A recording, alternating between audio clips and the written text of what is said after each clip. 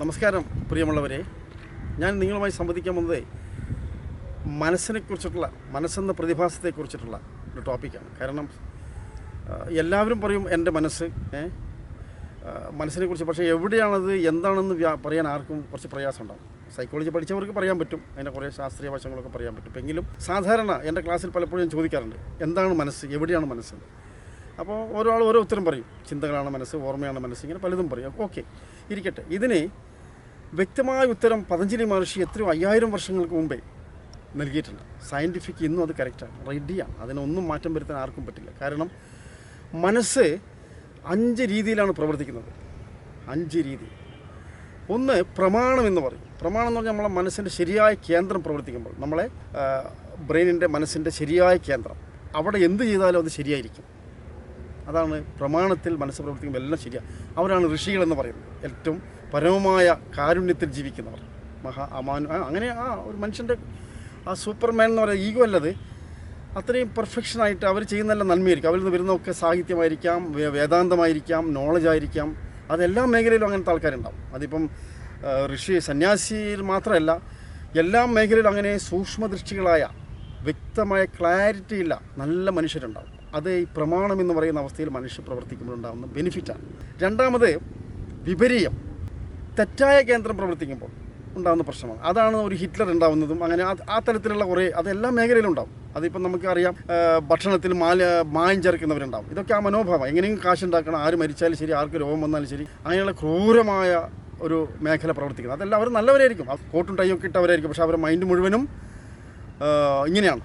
ജനങ്ങൾ മരിച്ചാലും തെറ്റില്ല, എനിക്ക് എൻ്റെ സാമ്രാജ്യം ഡെവലപ്പ് ചെയ്യണം എന്നുള്ള ചിന്താഗതിക്കാർ. അത് തെറ്റായ രീതി, വിപരീതത്തിൽ മനസ്സ് പ്രവർത്തിക്കുമ്പോഴുണ്ടാകുന്ന ആക്ഷനാണ്. അപ്പോൾ ഇത് മനസ്സിലാക്കണം. ഇത് നമുക്കെല്ലാം വരാം, എല്ലാവർക്കും സംഭവിക്കാം. ചില സമയങ്ങളിൽ നമ്മൾ എന്ത് ചെയ്താലും തെറ്റായി പോകും, അറിയാമല്ലോ, നമുക്കെല്ലാം പറ്റിയിട്ടുണ്ട്. പക്ഷേ അപ്പോഴും നമ്മൾ മനസ്സിലാക്കണം, നമ്മുടെ മനസ്സിപ്പോൾ തെറ്റായ രീതിയിലാണ് പ്രവർത്തിക്കുന്നത്.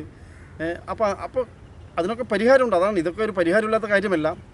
ഇത് രണ്ടാമത്തെ കാര്യം. വിപരീതത്തിൽ മനസ്സ് പ്രവർത്തിക്കുമ്പോൾ ഒരു ഹിറ്റ്ലർ ഉണ്ടാകും. അതുപോലെ തന്നെ നശീകരണ പ്രവണത ഉള്ള ആൾക്കാരുണ്ട്. അത് എല്ലാ മേഖലയിലും ഉണ്ടാവും. അതിപ്പോൾ വൈദ്യരംഗത്തുണ്ടാവും, ബിസിനസ് രംഗത്തുണ്ടാവും, ഭക്ഷണത്തിലെ എല്ലാ മേഖലയിലും കാണാൻ നിങ്ങൾക്ക് അത്ര ആൾക്കാർ. വെച്ചാൽ ഈ ഭീകരവാദികളൊക്കെ കാണുന്നില്ലേ, തീവ്രവാദികളൊക്കെ വരുന്നത് അങ്ങനെയാണ്. ഈ തെറ്റായ കേന്ദ്രം പ്രവർത്തിക്കുമ്പോൾ അവർക്കൊന്നും അവർ ചെയ്യുന്നത് ശരിയായി തോന്നും. എത്ര പേര് മരിച്ചാലും അവർക്ക് പ്രശ്നമില്ല. അങ്ങനെ ഒരു അറിയാമല്ലോ, നമുക്കിന്ന് പ്രത്യക്ഷത്തിലുണ്ട് നമ്മൾ. അപ്പോൾ കുറേ പേര് ജയിലിലടക്കപ്പെടും.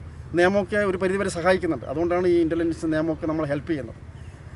അപ്പോൾ അങ്ങനെ മൂന്നാമതാണ് പിന്നെ പ്രമാണം, വിപരീയം, വികല്പം, ഭാവനയുടെ ലോകത്തുണ്ടാവുന്ന, അത് കാൽപ്പനികമായ ഭാവന. അതിലും തെറ്റായ ഭാവനയിൽ പ്രവർത്തിക്കുമ്പോൾ തെറ്റായ സംഭവം വരും, ലോകത്തിൽ നാശം ഉണ്ടാവും. പലതും അങ്ങനെ സംഭവിക്കാം. ഇമാജിനേഷൻ, ശരിയായ ഭാവന, ആ ഭാവനയാണ് ഈ കാണുന്നതെല്ലാം. നമ്മൾ കണ്ണുതുറന്നാൽ കാണുന്ന എല്ലാ ഡെവലപ്മെൻറ്റ്സും ഇമാജിനേഷനാണ്. എല്ലാ കണ്ടുപിടുത്തങ്ങളും ഒരു വെളിപാട് പോലെ ഇമാജിനേഷൻ, ഭാവനയിൽ കാണുകയാണ് അവരുണ്ടാക്കുന്ന വീട്, അവരുണ്ടാക്കുന്ന കാർ, എല്ലാം ഭാവന പിന്നെ സാക്ഷാത്കരിക്കുകയാണ്. അത് നല്ല ഭാവനയുണ്ട്, നമ്മളെ നാശത്തിലേക്ക് നയിക്കുന്ന ഭാവനകളുണ്ട്. രണ്ടും ഇവിടെ കാണാം. ഇതാണ് വികല്പം എന്ന് പറയുന്നത്. തെറ്റായ ഭാവന, ശരിയായ ഭാവന. അപ്പോൾ നമ്മളെപ്പോഴും നമ്മളെ ഭാവന നമ്മൾ ഒബ്സർവ് ചെയ്തുകൊണ്ടിരിക്കണം. നമ്മുടെ ഭാവന, നമ്മുടെ ചിന്തകളൊക്കെ ശരിയാണോ, നമുക്കും അത് ലോകത്തിനും വല്ല പ്രശ്നം ഉണ്ടാക്കുന്നുണ്ടോ എന്നൊക്കെ ചിന്തിച്ച് അനലൈസ് ചെയ്തുകൊണ്ടേയിരിക്കണം. ഉത്തരവാദിത്വം നമ്മുടേതാണ്.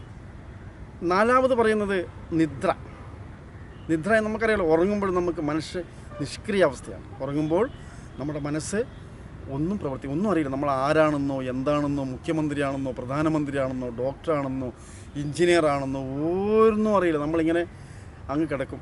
അതിനൊരു പ്രത്യേക നിയമങ്ങളൊന്നുമില്ല. ഓരോ ആൾ കിടത്തും കണ്ടാൽ നമുക്ക് മനസ്സിലാവും. ഉറങ്ങുമ്പോഴേ പല രീതിയിലും അവിടെ സ്റ്റഡി പടിയൊന്നുമില്ല, അവിടെ ഒരു മെക്കാനിസവും ഇല്ല. എങ്ങനെയൊക്കെ ബോഡിക്ക് ആവശ്യത്തിനനുസരിച്ച് ചുരുളും വളയും എങ്ങനെയല്ലോ കിടക്കും ആൾക്കാർ, നമുക്ക് കാണാം. ഇതാണ് നിദ്ര. അവിടെ പിന്നെ സ്വപ്നാവസ്ഥയുണ്ട്. അത് ധാരാളം പഠിക്കാനുണ്ട്. മനസ്സ് അവിടെ മനസ്സ് പ്രവർത്തിക്കുന്നുണ്ട്. നമ്മുടെ ഉപബോധ മനസ്സ് അവിടെ പ്രവർത്തിച്ചുകൊണ്ടിരിക്കുന്നുണ്ട്. സ്വപ്നം കാണിച്ചു തരിക, അത് നമ്മൾ നല്ല സ്വപ്നങ്ങളുണ്ടാവാം, നമ്മൾ ഉയരങ്ങളിലേക്ക് നയിക്കുന്ന സ്വപ്നങ്ങളുണ്ടാവാം. അത് സ്വപ്ന വ്യാഖ്യാനമൊക്കെ പഠിച്ചാൽ മനസ്സിലാവും നിങ്ങൾക്ക്. അപ്പോൾ ഇതും നിദ്ര എന്ന് പറയുന്ന മനസ്സിൻ്റെ ഒരു അവസ്ഥയാണ്. പിന്നെയുള്ളത് സ്മൃതിയാണ്. ഓർമ്മകളിൽ, നമ്മൾ കഴിഞ്ഞകാല ഓർമ്മകളിൽ നമ്മളിങ്ങനെ ജീവിക്കും. കുറേയൊക്കെ കഴിഞ്ഞകാല അനുഭവം വെച്ചിട്ട് ഇപ്പോഴുള്ള അവസ്ഥ നമ്മൾ നോക്കും. അങ്ങനെ ഭാവി അങ്ങനെയാണെന്നൊക്കെ നമ്മൾ തീരുമാനിക്കും. വാസ്തവത്തിൽ ജീവിതം ഓരോ നിമിഷവും മാറിക്കൊണ്ടിരിക്കും. നമുക്കറിയാം, ഓരോ സെക്കൻഡിലും നമ്മൾ മാറുന്നുണ്ട്. നമ്മളെ ഉള്ളിലെല്ലാം മാറുന്നുണ്ട്. നമ്മുടെ സെല്ലുകൾ മാറുന്നുണ്ട്, ഈ ലോകം മാറുന്നുണ്ട്, എല്ലാം ഓരോ ഇലകളും പഴുത്ത് അങ്ങനെ താഴോട്ട് വീഴുന്നുണ്ട്. അപ്പോൾ ഇവിടെ ഈ 5 അവസ്ഥയെ നമ്മൾ മനസ്സിലാക്കണം. ഇതാണ് പ്രമാണം, വിപരീയം, വികല്പം, നിദ്രാസ്മൃതി. ഇത് പതഞ്ജലി മഹർഷി ലോകത്തോട് പറഞ്ഞതാണ്. അത് എന്ത് വേണം നമ്മൾ തീരുമാനിക്കണം. അപ്പോൾ ഇതൊക്കെ ശരിയാക്കാനുള്ള വഴികളാണ് മെഡിറ്റേഷൻ ടെക്നിക്സ്, എങ്ങനെ നമുക്ക് പ്രമാണത്തിലേക്ക് വരാം.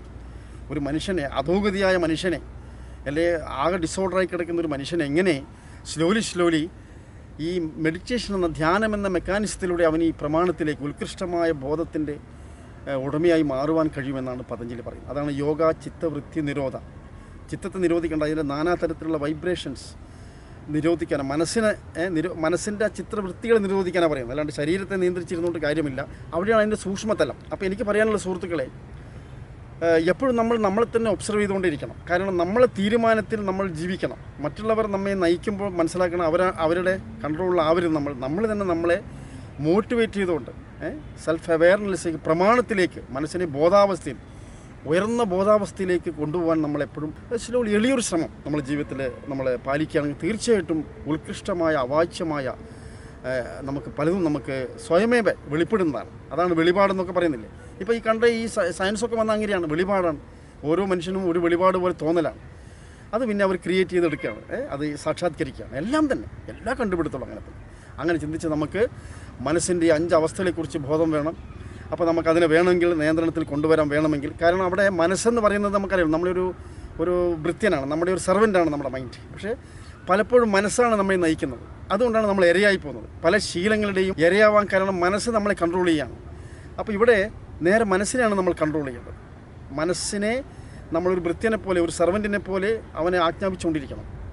ഇപ്പോൾ ഫോർ എക്സാമ്പിൾ, ഒരു ഉദാഹരണം, രാത്രി ഉറങ്ങാൻ നേരത്ത് നിങ്ങൾ പറയും രാവിലെ 6 മണിക്ക് ഉണരണം, കുറച്ച് വ്യായാമം ചെയ്യണമെന്നൊക്കെ തീരുമാനിക്കും. പക്ഷേ രാവിലെ ആകുമ്പോൾ ഗിയർ ചേഞ്ച് ആയിരിക്കും. നിങ്ങളുടെ മനസ്സ് പറയും അവിടെ കിടക്കും, മറ്റൊരു മനസ്സ് പറയും അവിടെ കിടക്കുമ്പോൾ ഈ സുഖസുന്ദരമായി തണുപ്പിൽ എന്തിനു എണീക്കുന്നു, എന്തിന് വ്യായാമം ചെയ്യുന്നു എന്നൊക്കെയുള്ള ചിന്തകൾ, അവിടെ വേറൊരു മനസ്സാണ് നിങ്ങളെ ഭരിക്കുന്നത്. അപ്പോൾ അവിടെ നമ്മൾ അല്പം ഒരു കൺട്രോൾ, ചെറിയൊരു കൺട്രോൾ പിടിച്ചാൽ തീർച്ചയായിട്ടും നിങ്ങൾക്ക് പല കാര്യങ്ങളും പഠിക്കുവാനും ജീവിതത്തിൽ പ്രാവർത്തികമാക്കുവാനും കഴിയും. യാതൊരു സംശയവും വേണ്ട. അതിനുള്ള സാധ്യത ഇന്ന് ഈ കാലഘട്ടത്തിലുണ്ട്.